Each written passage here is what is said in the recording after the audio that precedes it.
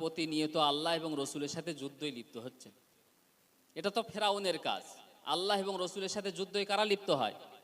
ফেরাউন, নমরুদ, হামান, সাদ্দাদ, উবাই বিন খলফ, আবু জেহেল।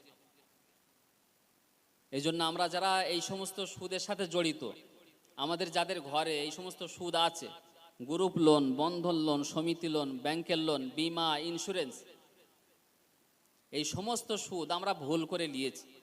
এতদিন ভুলের মধ্যে ছিলাম, ঠিক কিনা? এই জলসার ওসিলা করে আজকে আমরা এই বিষয়টা বুঝলাম, যেটা কত নিকৃষ্ট গুনাহ। তো যা লিয়েছি, এরপর থেকে আমরা আর লব না। এই লোনটা শোধ করে দিয়ে এরপর থেকে আমরা কোনো লোনই লব না। এই ওয়াদাটা করা যায় না? কারা কারা করবেন একটু হাত তুলে দেখান তো। আলহামদুলিল্লাহ, যারা কিন্তু লিয়েছে তারা কিন্তু হাত তুলেনি, যারা লেয়নি তারা হাত তুলছে। এই জন্য আমরা এই সমস্ত লোন, গ্রুপ লোন, সমিতি লোন, বন্ধন লোন পরিশোধ করে আমরা আর লব না। তবে এই জলসা দিয়ে সাকসেস, ঠিক কিনা? এই জলসা দিয়ে লাভ আছে। আর যদি এই সমস্ত যদি মুক্ত না হয়, পুকুরিয়া সুদ মুক্ত যদি না হয়, তাহলে এই পুকুরিয়ায় জলসা দিয়ে কোনো লাভ নেই। তো গরিবের পাশে দাঁড়াতে হবে, যেটা বলছিলাম, গরিবের পাশে দাঁড়াতে হবে, তাদের খোঁজ খবর রাখতে হবে, যাকাত দিতে হবে। আব্দুল্লাহ ইবনে মুবারক একজন জগৎ বিখ্যাত আলেম। পৃথিবীতে এমন কোনো আলেম নাই যে আব্দুল্লাহ ইবনে মুবারকের নামটা জানে না।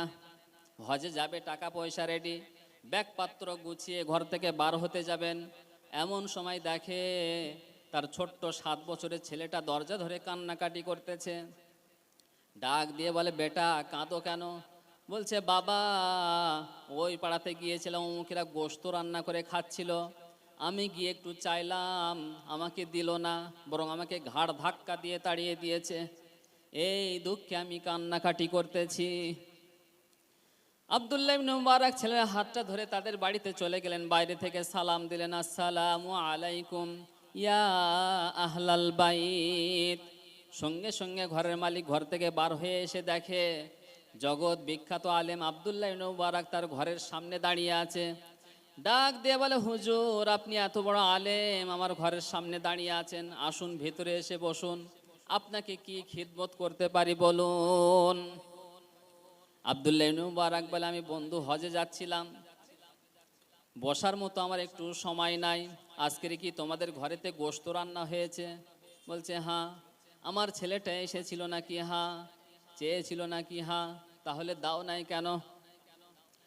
লোকটা চোখের পানি ছেড়ে দিয়ে বলে, হুজুর কি বলবো দুঃখের কথা, আজকের 3 দিন যাবত আমার ঘরেতে উনান জ্বলে না, ছেলে মেয়েগুলো অনাহারে আছে, কাজের জন্য বার হয় কিন্তু কাজও মেলে না। রাস্তা দিয়ে আসার সময় দেখি একটা রাস্তার ধারে মরা গরু পড়ে আছে, এদিক ওদিক চেয়ে দেখলাম মানুষজন নেই। ওই ফাঁকে ওই মরা গরুর চামড়া ছাড়িয়ে কিছু গোশত কেটে এনে লবণ দিয়ে সিদ্ধ করে আমার পরিবারস্থ মানুষদেরকে খাওয়াচ্ছিলাম জীবন বাঁচানোর তাগিদে। আপনি তো আলেম মানুষ, হুজুর মানুষ, সামান্য জাকাত ফিতরাই খান না, এই মরা গরুর গোশত খাবেন? আপনার ছেলেটা ছোট মানুষ, বোঝে না, বারবার ওকে চলে যেতে বলছিলাম কিন্তু যাই না, বাধ্য হয়ে ওকে আমি ঘাড় ধাক্কা দিয়ে তাড়িয়ে দিয়েছি। মরা গরুর গোশত না খাইয়ে যদি কোনো রকম অপরাধ করে থাকি, আল্লাহর রাস্তে আমাকে ক্ষমা করে দেন, মাফ করে দেন। আব্দুল্লাহ ইবনে মুবারক চোখের পানি ধরে রাখতে পারলেন না, এক দৌড়ে বাড়িতে চলে গেলেন। হজের সমস্ত টাকা পয়সাগুলো গুছিয়ে এনে লোকটার হাতে ধরিয়ে দিয়ে বলে, বন্ধু জীবনে আমি ফরজ হজ করেছি, নফল হজে যাচ্ছিলাম, দরকার নেই নফল হজের, এই টাকাগুলো দিয়ে তোমার পরিবারস্থ মানুষদেরকে খাবার কিনে এনে খাওয়াও, আর বাকি টাকা দিয়ে ব্যবসা বাণিজ্য করে নিজের পায়ে প্রতিষ্ঠিত হও, জীবনে কখনো আমাকে এই টাকা ফেরত দেওয়া লাগবে না। এই ঘটনার 45 দিন পরে আব্দুল্লাহ ইবনে মুবারকের বন্ধু হজ থেকে ফিরে এসেছে। ডাক দিয়ে বলে, মুবারক হজ থেকে ফিরলে কবে বলো? আব্দুল্লাহ ইবনে মুবারক বলে, বন্ধু এবছর তো আমি হজে যাই নাই, কি বলো তুমি? বলছে, আমি যখন কাবা শরীফ তোয়াফ করতেছিলাম তখন দেখলাম তুমি আমার সামনে সামনে কাবা শরীফ তোয়াফ করতেছ। আমি যখন মিনা মুজদালিফায় যাই তখনও দেখলাম তুমি আমার সামনে সামনে যাচ্ছ। আমি যখন সাফা মারওয়ায় দৌড়াদৌড়ি করি তখনও দেখলাম তুমি আমার সামনে সামনে দৌড়াচ্ছ। সত্যি করে বলো বন্ধু, হজ থেকে ফিরেছ কবে? আব্দুল্লাহ ইবনে মুবারক চোখের পানি ছেড়ে দিয়ে বলে, সত্যি করে বলছি, আমি হজে যাই নাই। হজের সমস্ত টাকা পয়সাগুলো আমার গরিব প্রতিবেশীকে দিয়ে দিয়েছিলাম। ওই রাত্রে স্বপ্নে দেখতেছে কে যেন ডাক দিয়ে বলে, মুবারক তুমি এবছর হজে আসো নাই, তাই কি হয়েছে? তোমার যে স্যাক্রিফাইস, তোমার যে ভূমিকা, গরিব প্রতিবেশীর জন্য যে ভূমিকা তুমি অবলম্বন করেছো, এটা আমার আল্লাহর কাছে এত বেশি পছন্দ হয়েছে, এত বেশি কবুল হয়েছে। তুমি হজে আসো নাই, তাই কি হয়েছে? তোমার আকৃতিতে একজন ফেরেশতাকে দিয়ে আমার আল্লাহ হজের সমস্ত আরকানগুলো নিজেই আদায় করে নিয়েছে। শুধু তাই নয়, এবছরে যত লক্ষ লক্ষ হাজি হজে এসেছিল সকলের হজগুলোকে তোমার ওই হজের ওসিলা করে কবুল করে নিয়েছে। পুকুরিয়াবাসী শুধু নিজে খেয়ে পরে বাঁচবেন, নিজের দলের লোক খেয়ে থাকবে আর অন্য দলের লোক না খেয়ে মারা যাবে, দেখার দরকার নেই। এর নাম দরিদ্রমুক্ত সমাজ না। দরিদ্রমুক্ত সমাজ গঠন করতে হলে গরিবের পাশে দাঁড়াতে হবে, খোঁজ খবর রাখতে হবে, আর সবচাইতে বড় বিষয় তাদেরকে যাকাত দিতে হবে। যাকাত হচ্ছে গরিবের হক, ঠিক কিনা? কিন্তু আজকের আমরা নবীর এমন উম্মত, গরিবের হক ফিরিয়ে দেওয়া তো দূরের কথা, গরিবের হক কিভাবে মারা যায়, কিভাবে লুটে পড়ে খাওয়া যায় সেই চেষ্টায় আছে। গরিবের নামে ঘর আসতেছে, ও নিজের নামে করে নিচ্ছে। এরকম মনে হয় তো নেই এখানে, নাকি?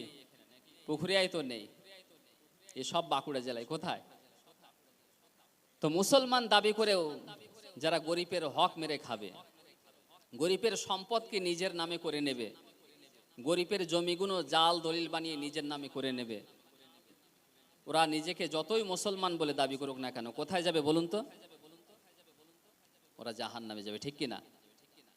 3 নম্বরে তারা বলবে, ওয়াকুন্না নাখুযু মাআল খাইজিন। আল্লাহ আমাদেরকে জাহান্নামে দিয়েছে এই কারণে যে আমরা দুনিয়াতে থাকতে সমালোচনা করতাম বেশি। যেই জায়গায় সমালোচনা হতো ওই জায়গায় থাকতাম বেশি। পুকুরিয়াবাসী, আমাদের মধ্যে তো আর সমালোচনা নেই। এই আছে সমালোচনা, আছে আছে মানে ওই চায়ের দোকানে চলে যান, মোড়ের মাথায় চলে যান, 180 মাইল বেগে চালিয়ে যাচ্ছে। আর যত সমালোচনা হুজুরের নামে। কার নামে? হুজুরের নামে। কি আশ্চর্য! আলেমদের ভুল যদি একজন আলেম ধরে মেনে নেওয়া যায়, ঠিক কি না? কিন্তু আলেমদের ভুল যদি একজন গণ্ড মূর্খ ধরে, ও কি মেনে নেওয়া সম্ভব? ওর পেটে বোমা ফাটালেও একটা কায়দা বার হবে না। আর ও আলেমদের সূরা কেরাতে ভুল ধরে, দোয়া দরুদে ভুল ধরে, নামাজেও ভুল ধরে। হুজুররা একটু দোয়া লম্বা করলেও দোষ, আবার ছোট করলেও দোষ। কেরাত লম্বা ধরলে দোষ, আবার ছোট ধরলে দোষ। তাহলে যাবে কোন দিকে বলেন? একটু যদি জোরে জোরে যায়, হুজুর যদি একটু জোরে যায় বলবে মনে হয় দাওয়াত পেয়েছে। কি পেয়েছে? দাওয়াত পেয়েছে, এই জন্য জোরে জোরে যাচ্ছে। আবার যদি আসতে যায় বলবে কি খাওয়া খেয়েছে, মরণের খাওয়া খেয়েছে হুজুর আজকের, এই জন্য হাঁটতে পারছে না। তাহলে কোনো দিকে গিয়ে আমাদের শান্তি নেই। শান্তি আছে? শান্তি নেই।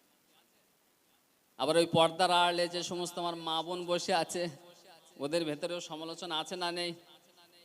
এ কম না বেশি? ওরা নিজেদের বাচ্চাদেরকে বিভিন্ন স্কুলে নিয়ে যায়, সেন্টারে নিয়ে যায়, বাচ্চাগুলো পড়ে, আর মাগুলো সব এক জায়গায় বসে বসে স্বামীর নামে গীবত করে।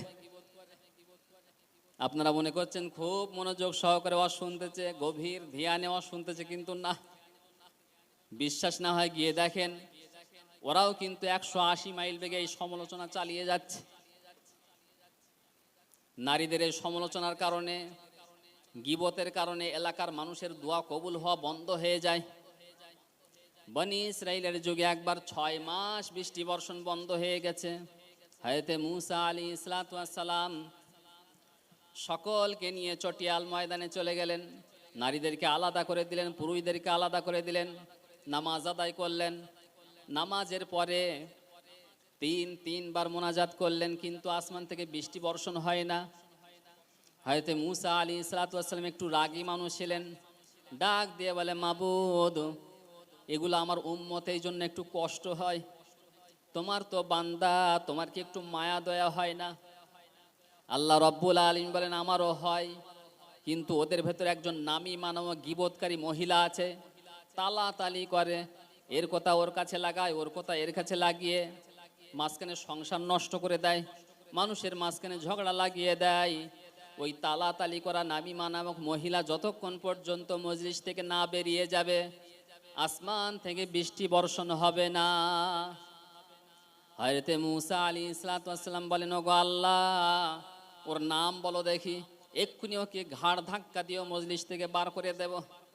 আল্লাহ পাক বলেন, না, হবে না, আমি নিজেই গীবত করতে নিষেধ করি।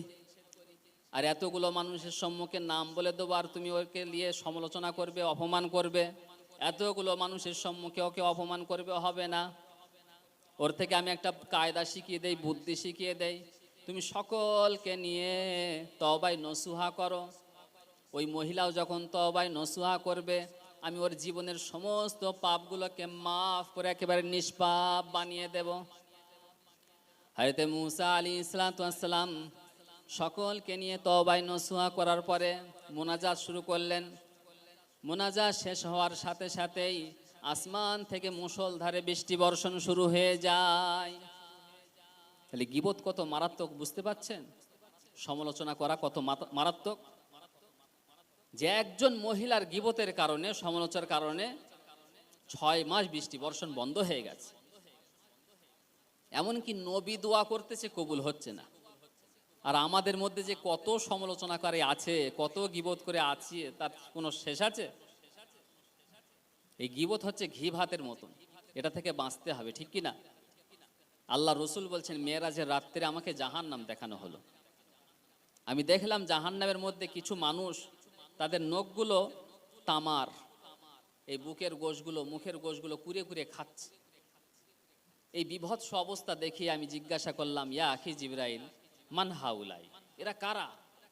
এরা নিজের বুকের গোশগুলো, মুখের গোশগুলো কুরে কুরে খাচ্ছে কেন? জিবরাইল তখন বললেন, হাউলাই মিন উম্মাতিক, এরা আপনার ওই সমস্ত উম্মতানি যারা চায়ের দোকানে বসে, মোড়ের মাথায় বসে, পুকুর ঘাটে বসে মানুষের সমালোচনা করত, মানুষের গীবত করত, মানুষের মাঝখানে ঝগড়া লাগিয়ে দিত, তারাই হচ্ছে এরা। তাহলে কত মারাত্মক গুনাহ, ঠিক কিনা? এই গীবত থেকে বাঁচার দরকার আছে না নেই? বাঁচবো তো ইনশাআল্লাহ। তো যারা মুসলমান দাবি করে গীবত করবে, সমালোচনা করবে, মানুষের মাঝখানে ঝগড়া লাগিয়ে দেবে গীবত করে, ওরা যে দলের লোক হয় হোক না কেন, কোথায় যাবে বলুন? সবাই বলুন, কোথায় যাবে? 4 নম্বরে তারা বলবে, অকুন্না নুকাযযিবু বিয়াউমিদ্দিন। আল্লাহ আমাদেরকে জাহান্নামে দিয়েছে এই কারণে যে আমরা দুনিয়াতে থাকতে কিয়ামত বিশ্বাস করতাম না। কিয়ামতের কঠিন দিনে, ময়দানে mahshare যে আল্লাহর কাছে জবাব দেওয়া লাগবে, এই বিশ্বাস আমাদের ছিল না। পুকুরিয়াবাসী, আমাদের মধ্যে অনেক মানুষ আছে যারা কিয়ামত বিশ্বাস করে না, ঠিক কি না? সেই জন্মের পর থেকে শুনে আসতেছে কিয়ামত হবে, কিয়ামত হবে, কিন্তু কিয়ামত যে কিভাবে হবে, কিভাবে জবাব দেওয়া লাগবে, এই টেন্ডেন্সি, এই বিশ্বাস যদি কারো ভেতরে একবার চলে আসে, ওর পাপের জীবন থেমে যাবে। খলিফাতুল মুসলিমিন হযরত ওমর তার সন্তান আব্দুল্লাহকে মাদ্রাসায় ভর্তি করেছে। ওই সময় প্রধান বিচার ছিলেন হযরত আলী, তার সন্তান হুসাইনকেও একই মাদ্রাসায় ভর্তি করেছে। হযরতে হুসাইন বারবার কলম ফেলে দেয় আর আব্দুল্লাহকে তুলে দিতে বলে। আব্দুল্লাহ 1 বার 2 বার 3 বার তুলে দিলেন। হুসাইন আবারও কলম ফেলে দিয়ে আব্দুল্লাহকে তুলে দিতে বলছে। আব্দুল্লাহ ডাক দিয়ে বলে, হুসাইন, তুমি বারবার কলম ইচ্ছাকৃতভাবে ফেলে দাও আর আমাকে তুলে দিতে বলছো, আমি কি তোমার খাদেম নাকি, চাকর নাকি?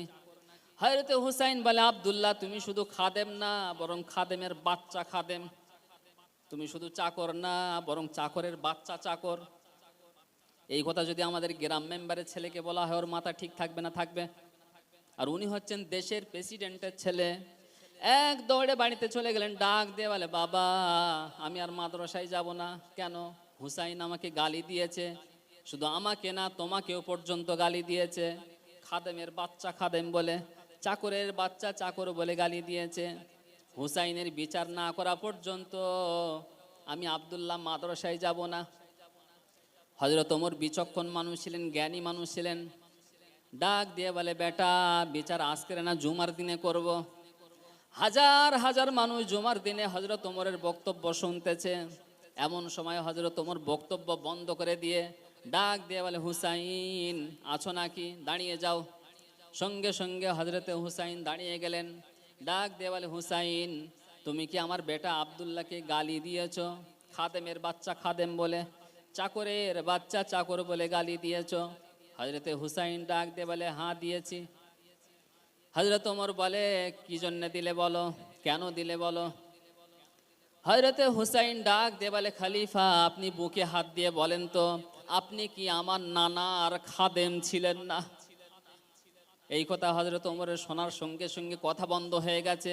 সত্যিই তো আমি এমন করে ভাবি নাই, আমি তো সত্যিই নবীর খাদেম ছিলাম। হুসাইন তুমি কি এই কথাটা লিখে দিতে পারবে? হযরত হুসাইন বলে, হ্যাঁ লিখে দেবো, কাগজ আন। সঙ্গে সঙ্গে কাগজ কলম আনা হলো, খেজুর পাতার কাগজ। লিখে দিলেন, আমি দেখেছি ওমর আমার নানার খাদেম ছিল, এতে আমি সই করে দিলাম হুসাইন ইবনে আলী। হযরত ওমর ওই কাগজটা নিয়ে চুমা খেলেন, চোখি লাগালেন, কপালে ঠেকালেন। ডাক দিয়ে বলে, নবীর সাহাবীরা বিচার হয়ে গেছে। আব্দুল্লাহ ছোট মানুষ, বোঝে না, বলে, বাবা তুমি তো এখন বিচার আরম্ভই করলে না, তুমি কি হুসাইনকে মারবে না? ডাক দিয়ে বলে, বেটা আমি যে বিচার করেছি এটা শুধু দুনিয়ায় না, আখেরাতে বড় কাজে আসবে রে বেটা। হযরত ওমর ডাক দিয়ে বলে, ও নবীর সাহাবীরা, আমি ওমর যখন মারা যাব, ওই স্লিপটা যেটা লিখে দিয়েছে, ওই কাগজটা আমার কাফনের মধ্যে দিয়ে দিও। কিয়ামতের কঠিন দিনে ময়দানে মহাশেরে আল্লাহ যখন কহার আর জব্বার নাম দিয়ে বিচার শুরু করবেন, বিচার আরম্ভ করবেন, আমি ওমরের জীবনে যদি কোনো আমল যদি আল্লাহর পছন্দ না হয়, সর্বশেষে এই কাগজটা তুলে ধরবো, দেখো আল্লাহ দেখো, তোমার নবীর নাতি জান্নাতের ইমাম হুসাইন লিখে দিয়েছে আমি তোমার নবীর খাদেম ছিলাম। এই কাগজটার ওসিলা করে হলে আমাকে মাফ করে দেন। ও ফকুরিয়াবাসী, যে মানুষটাকে আল্লাহ রসুল জানিয়েছিলেন যে আকাশের তারকা যদি কেউ গণনা করা শুরু করে, একটা দুইটা করে গুনতে গুনতে একদিন শেষ হয়ে যাবে, কিন্তু ওমর ইসলাম ধর্ম গ্রহণ করার পরে যে নেকির কাজে হাত দিয়েছে, ওই নেকি যদি কেউ গণনা করা শুরু করে, একটা দুইটা করে গুনতে গুনতে কিয়ামত হয়ে যাবে, কিন্তু ওমরের নেকি গোনা শেষ হবে না। যে মানুষটার ব্যাপারে আল্লাহ রসুল জানিয়েছিলেন, লাউ কানা মিন বাদি নাবিয়্যান লাকানা ওমর, আমার পরে যদি কেউ আল্লাহ কাউকে যদি নবী বানাতেন তাহলে এই ওমরকে বানিয়ে দিত। যার ব্যাপারে আল্লাহ রসুল জানিয়েছিলেন, ওমর যদি কোনো রাস্তায় একদিন যায়, ওই রাস্তায় শয়তান 40 দিন পর্যন্ত যেতে ভয় পেত। যাকে দেখলে মানুষ না, শয়তান পর্যন্ত ভয় পাচ্ছে, ওই মানুষটা যদি কিয়ামত নিয়ে এই ভয়ে থাকে, এই টেনশনে থাকে, তাহলে আমাদের কি হয়েছে? আমরা কেন কিয়ামত নিয়ে ভাবি না? কিয়ামত নিয়ে কেন টেনশন করি না? অপুকুরিয়াবাসী, কিয়ামতের ভয়, কিয়ামতের টেনশন যার ভেতরে একবার চলে আসবে, ওর পাপের জীবন থেমে যাবে। বিশ্বনবীর সাহাবীরা কিয়ামত কেমন বিশ্বাস করতেন শুনুন। আল্লাহর নবী 1400 সাহাবীদেরকে নিয়ে মক্কায় রওনা হয়েছেন হজ করার জন্য। কি করার জন্য? হজ করার জন্য মদিনা থেকে রওনা হয়েছেন 1400 সাহাবীদের নিয়ে। হুদাইবিয়া নামক জায়গাতে এসেছে, এমন সময় মক্কার কাফেররা পথ বন্ধ করে দিয়েছে, হজ করতে দেবে না, মক্কায় ঢুকতে দেবে না। বিশ্বনবী মুহাম্মদুর রাসূলুল্লাহ সাল্লাল্লাহু আলাইহি ওয়াসাল্লাম হযরত উসমানকে পাঠালেন মক্কায়, যাও উসমান সুলা করে এসো, মীমাংসা করে এসো, যেন কোনো রকম ভাবে বছরটা হজ করতে দেওয়া হয় আমাদের। হযরত উসমান গেলেন। মক্কার কাফেররা সুলা মীমাংসা না করে হযরত উসমানকে আটক করে খবর পাঠিয়েছে যে তোমাদের উসমানকে হত্যা করা হয়েছে। এমন ভাবে যাকেই পাঠাবে তাকেই হত্যা করা হবে, ওর থেকে ভালোই ভালো ওখান থেকে কেটে পড়ো তোমরা। বিশ্বনবী মুহাম্মদুর রাসূলুল্লাহ সাল্লাল্লাহু আলাইহি ওয়াসাল্লাম সঙ্গে সঙ্গে সোচ্চার হলেন, সমস্ত সাহাবীদেরকে ডাক দিয়ে বললেন, ও আমার সাহাবীরা, তোমরা কতজন আছো? সমস্ত সাহাবীরা বললেন, আল্লাহ রাসূল, আল্লাহর হাবিব, আমরা এখনো পর্যন্ত 1399 জন আছি। বলুন কি করতে হবে? আল্লাহ রসুল বললেন, কিয়ামত বিশ্বাস করো, কে কে বলো? সমস্ত সাহাবী হাত তুলে বললেন, আল্লাহ রসুল, আমরা সবাই কিয়ামত বিশ্বাস করি। আল্লাহ রসুল বললেন, তোমরা যারা কিয়ামত বিশ্বাস করো, আমার হাতের ওপরে হাত দিয়ে শপথ করো যে উসমান হত্যার বদলা না নিয়ে আমরা মদিনায় ফিরবো না। ওইখানে একটা বাবলা গাছ ছিল, এখনো পর্যন্ত আছে। আল্লাহ রসুল এই বাবলা গাছে নিচেই বসে আছেন। সমস্ত সাহাবীরা আল্লাহ রসুলের হাতের উপরে হাত দিয়ে শপথ করতেছেন। এমন সময় আল্লাহ পাক কোরআনে আয়াত নাজিল করলেন, তাহতাশ শাজারাতি ফাআলিমা মা ফি কুলুবিহিম ওয়া আনজালাস সাকিনাতা আলাইহিম ওয়া আসাবাহুম ফাতাহাম মুবিনা। 26 পারা সূরা ফাতিহির 18 নম্বর আয়াত এটা। আল্লাহ রব্বুল আলামিন ডাক দিয়ে বলেন, ও আমার হাবিব, ওই বাবলা গাছের নিচে আপনার হাতের উপরে হাত দিয়ে যারা শপথ বাক্য পাঠ করেছে, আমি আল্লাহ ওদের প্রতি রাজি হয়ে গেছি।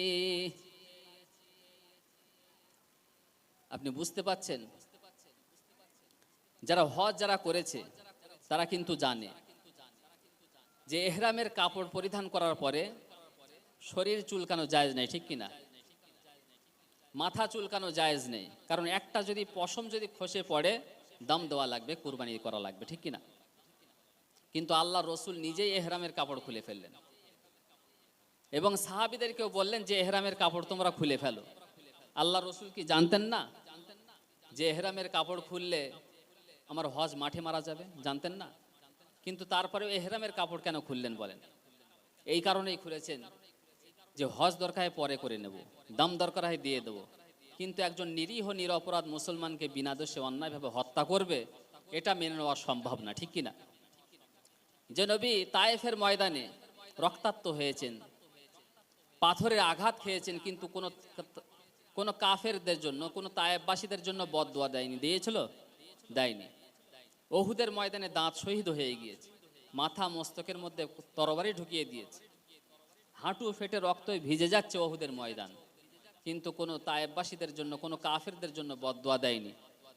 কিন্তু আজ একজন নিরীহ নিরপরাধ মুসলমানকে বিনা দোষে অন্যায়ভাবে হত্যা করার কারণে আল্লাহ রসুল সোচ্চার হয়েছে এবং সমস্ত সাহাবীদেরকে ডাক দিয়ে বললেন, কিয়ামত বিশ্বাস করো, কে কে? সমস্ত সাহাবী বললেন, আল্লাহ রসুল, আমরা সবাই কিয়ামত বিশ্বাস করব। আল্লাহ রসুল বললেন যে আমার হাতের ওপরে হাত দিয়ে শপথ করো যে উসমান হত্যার বদলা না নিয়ে আমরা মদিনায় ফিরবো না। আল্লাহু আকবার। এখান থেকে কি বুঝলেন বলেন? কত মুসলমান আমাদের মধ্যে গুম হয়ে যাচ্ছে, খুন হয়ে যাচ্ছে, অন্যায়ভাবে ফাঁসির দড়িতে ঝুলিয়ে দিচ্ছে, নির্মমভাবে পিটিয়ে পিটিয়ে হত্যা করতেছে, কত মসজিদ ভেঙে মন্দির বানিয়ে দিচ্ছে। আর আপনি বলছেন যে লা ইলাহা ইল্লাল্লাহ, যা হয়ে যায় যাজ্ঞা। আল্লাহ আপনার প্রতি রাজি হবেন বলেন? রাজি হবে না। আল্লাহ কখন রাজি হয় আপনি টের পাচ্ছেন না? আল্লাহ রাব্বুল আলামিন কোরআনের আয়াতের মধ্যে জানিয়ে দেন, লাকাদ রাজিয়াল্লাহু আনিল মুমিনিনা ইয ইউবাইউনাকা তাহতাশ শাজারা ফাআলিমা মা ফি কুলুবিহিম ওয়া আনজালাস সাকিনাতা আলাইহিম। ওগো আল্লাহর রাসূল, ওগো আল্লাহর হাবিব, আল্লাহ রাব্বুল আলামিন ডাক দিয়ে বলছেন, ও আমার নবী, ওই বাবলা গাছের নিচে আপনার হাতের ওপরে হাত দিয়ে যারা শপথ করেছে, আমি আল্লাহ ওদের প্রতি রাজি হয়ে গিয়েছি। শুধু রাজি হয়েছে এতটুকুই না, বরং আমার কুদরতি রহমতের হাতটাও ওদের হাতের ওপরে দিয়ে রেখেছিলাম। আল্লাহ কখন রাজি হচ্ছেন টের পাচ্ছেন না? কত মানুষ গুম হয়ে যাচ্ছে, খুন হয়ে যাচ্ছে, অন্যায়ভাবে ফাঁসির দড়িতে ঝুলিয়ে দিচ্ছে, কত মানুষকে পিটিয়ে পিটিয়ে হত্যা করতেছে, আর আপনি দাঁড়িয়ে দাঁড়িয়ে আঙুল চুষবেন?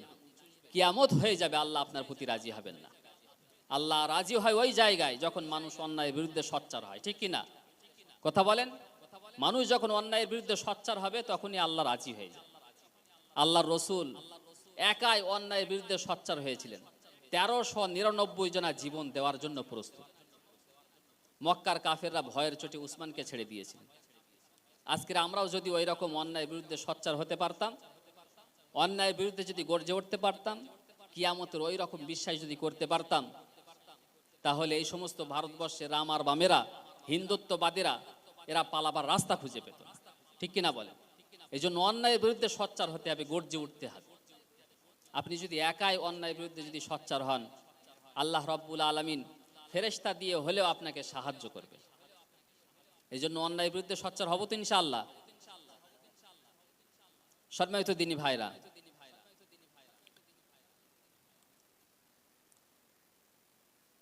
আল্লাহ পাক মানুষের মধ্যে থেকে তাদের স্ত্রীদেরকে বানিয়েছেন।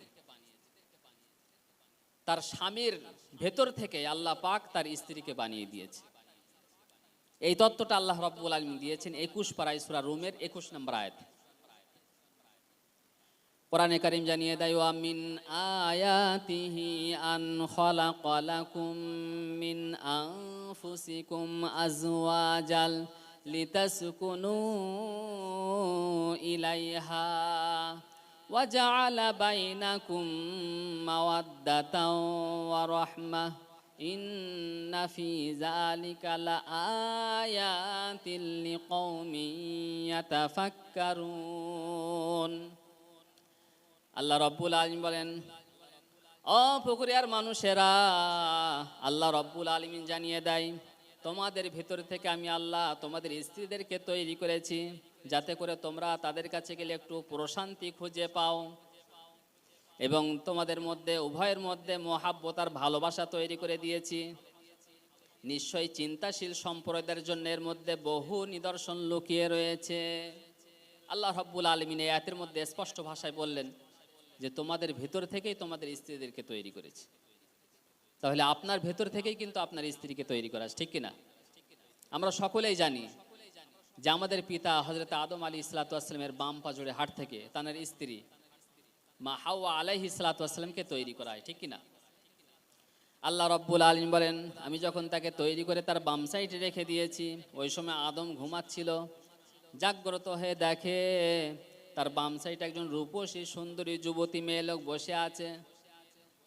আল্লাহ রাব্বুল আলামিন এই পৃথিবীতে যত নারী জগৎ সৃষ্টি করেছেন তার মধ্যে সবচাইতে সৌন্দর্য, সুন্দর কাঠামো দিয়ে, সুন্দর আকৃতি দিয়ে তৈরি করেছিলেন 4 জন নারীকে। কয়জন নারী? 1 নম্বরে হযরত হাওয়া আলাইহিস সালাম, 2 নম্বরে হযরত ইউসুফ আলাইহিস সালাতু ওয়াস সালামের স্ত্রী জুলাইখাকে, 3 নম্বরে হযরত ইব্রাহিম আলাইহিস সালাতু ওয়াস সালামের স্ত্রী সারা আলাইহিস সালামকে, 4 নম্বরে বিশ্বনবীর কন্যা ফাতিমাতুজ জাহরা রাদিয়াল্লাহু তাআলা আনহাকে। এই যে 4টা নাম বললাম, এর মধ্যে ঐশ্বরিয়ারা আছে। ঐশ্বরিয়াকে এরা বিশ্ব সুন্দরী বানিয়ে দিয়েছে। কি দেখে যে বানালো আল্লাহই ভালো জানে। অথচ এই ঐশ্বরিয়া থেকে কয়েক কোটি কোটি গুণ সৌন্দর্য, সুন্দর কাঠামো দিয়ে আল্লাহ পাক এই 4 জন নারীকে তৈরি করেছেন, কিন্তু কোনোদিন রূপ সৌন্দর্য প্রদর্শন করে বার হয়নি। আর আজকের যদি একটু কারো রূপ হয়ে যায়, ও সারা বিশ্বকে দেখায়।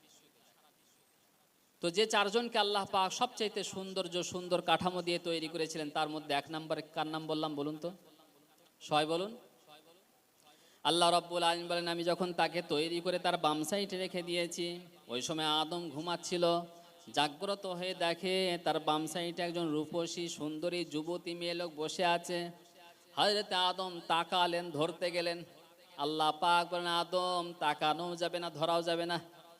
হযরত আদম বলে, আল্লাহ তাকানো যাবে, ধরাও যাবে, কি করা লাগবে তার পদ্ধতি বলুন। আল্লাহ পাক বলেন, আদম তাকানো যাবে, ধরাও যাবে, তবে বিবাহ করা লাগবে। কি করা লাগবে? ও পুকুরিয়াবাসী,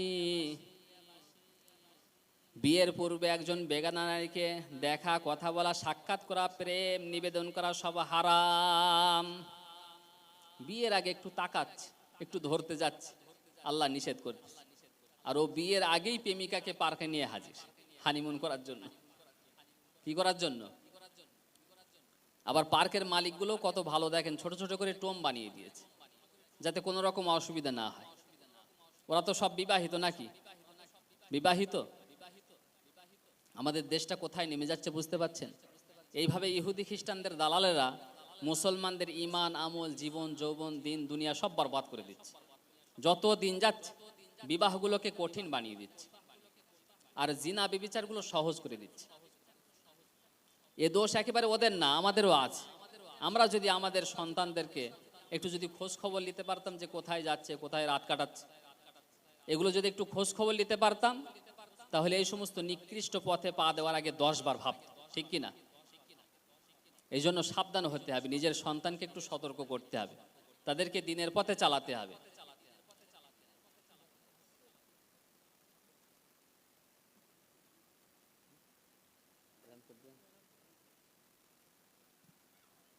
আমাদের যিনি আকাঙ্ক্ষিত বক্তা, আমরা যার জন্য এত কষ্ট পরিশ্রম করে, এত খাটাখাটনি মেহনত করে আমরা এই প্যান্ডেলকে সাজিয়েছি, সেই আকাঙ্ক্ষিত বক্তা মাওলানা কারি ইয়াসিন সাহেব তিনি আসতেছেন খুবই অল্প সময়ের মধ্যেই তিনি আপনাদের সম্মুখে এই স্টেজ আলঙ্কিত করবেন। এই জন্য যারা আশেপাশে আছেন, নিজের মনের মধ্যে আকাঙ্ক্ষা নিয়ে এসেছিলেন যে আমরা বক্তব্য শুনব, আপনারা খুবই তাড়াতাড়ি মজলিসটাকে ভর্তি করে দিন। এখনো পর্যন্ত মজলিসটা ফাঁকা হয়ে আছে। এটা দিনের মজলিস, আমরা এত মেহনত করে খাটাখাটনি করে এত টাকা খরচ করে আমরা মজলিস দিলাম, এই মজলিসেই যদি আমরা না বসি তাহলে এ দিয়ে লাভটা কি? এই জন্য আপনারা আসুন, মজলিসটাকে আলঙ্কিত করুন, মজলিসটাকে পুরোপুরিভাবে একদম ভর্তি করে ফেলুন, যেন আমাদের বক্তা মাওলানা কারি ইয়াসিন সাহেব উনি যেন কোনো রকমভাবে দুঃখিত না হন। ওনার সামনে যদি এরকমভাবে বিক্রি হয়ে যদি থাকে, কিছু মানুষ যদি বসে থাকে, উনি কিন্তু দুঃখিত হবেন। এই জন্য আশেপাশে যারা আছেন চলে আসুন, এসে মজলিসটাকে ভর্তি করে দিন। তো সম্মানিত দিনী ভাইরা, আমি যেটা বলছিলাম যে আল্লাহ রাব্বুল আলামিন হযরত আদম আলাইহিস সালামকে ডাক দিয়ে বললেন, হে আদম, তোমাকে বিয়ে করতে হলে দেনমোহর দেওয়া লাগবে। কি দেওয়া লাগবে? হযরত আদম আলাইহিস সালাম বললেন, আল্লাহ, দেনমোহর দেওয়ার মতো তোমার কাছে কিছুই নাই। আল্লাহ রাব্বুল আলামিন বলেন, নাই তো বিয়ে করার তোমার শখ হয় কেন? হযরত আদম বলে, আল্লাহ, তুমি যেটা দেখিয়েছো এটা দেখে আল্লাহ রাব্বুল আলামিন নারীদের সৌন্দর্যের প্রতি পুরুষদেরকে একটু দুর্বল বানিয়ে দিয়েছেন। এই জন্য একজন বেগানা নারীকে দেখা শুধুমাত্র জায়েজ বিবাহের নিয়তে, তাছাড়া অন্য কোনো নিয়তে দেখা জায়েজ নাই। অনেকেই বলে, হুজুর আমরা দেখি ভালো নিয়তে। কি নিয়তে? শয়তান, ওর মতন টাটকা নির্ভেজাল শয়তান একটাও নেই। বলে ভালো নজরে তাকায়, বলে ভালো নজরে তাকায়। কত বড় শয়তান দেখতে পাচ্ছেন? ও পুকুরিয়াবাসী, একজন বেগানা নারীকে দেখা শুধুমাত্র জায়েজ বিবাহের নিয়তে, তাছাড়া অন্য কোনো নিয়তে দেখা জায়েজ নাই। অন্য কোনো খারাপ নিয়তে দেখলে এই চোখের জেনা হবে। কিসের জেনা? আরো জোরে বলেন। আল্লাহ রাব্বুল আলামিন হযরত আদমকে ডাক দিয়ে বলেন, আদম, এসো তোমাকে একটা মাসলা শিখিয়ে দেয়। কি মাসলা? ওয়া আতুহুন্না উজুরাহুন্না ফারিজা, দেনমোহর তোমাকে দেওয়াই লাগবে, এটা হচ্ছে ফরজ। হযরত আদম বলে, আল্লাহ, নেই তো দেব কি? আল্লাহ রাব্বুল আলামিন বলেন, আদম, আমার নবী মুহাম্মদ রাসূলুল্লাহর উপরে 10 বার দরুদ পাঠ করো, ওটাকেই তোমার দেনমোহর হিসেবে কবুল করে নেব। হযরত আদম আলাইহিস সালাম 10 বার দরুদ আর সালাম পাঠ করলেন। আল্লাহ পাক সঙ্গে সঙ্গে তাদের বিয়ে দিয়ে দিলেন। বিয়ে দেওয়ার পরে ডাক দিয়ে বলেন, وَقُلْنَا يَا آدَمُ اسْكُنْ أَنْتَ وَزَوْجُكَ الْجَنَّةَ وَكُلَا مِنْهَا رَغَدًا حَيْثُ شِئْتُمَا وَلَا تَقْرَبَا هَذِهِ الشَّجَرَةَ فَتَكُونَا مِنَ الظَّالِمِينَ। 1 নম্বর পারা 7 নম্বর পৃষ্ঠা 10 নম্বর লাইনের 35 নম্বর আয়াত। এটা আল্লাহ পাক ডাক দিয়ে বলেন, আদম, তোমাদের বিয়ে হয়ে গেছে, এবার তুমি তোমার স্ত্রীকে নিয়ে তোমার বাড়ি জান্নাতে চলে যাও। জান্নাত হজরত আদম আলী ইসলাতামের বাড়ি, ঠিক কিনা? আদম আলী ইসলাতাম আমাদের কি হন? বাবা কি হন? এখান থেকে যেটা আমরা পেলাম, বিয়ে করার পরে বউকে নিয়ে নিজের বাবার বাড়ি যাওয়া লাগবে নাকি ঘর জামাই থাকবে?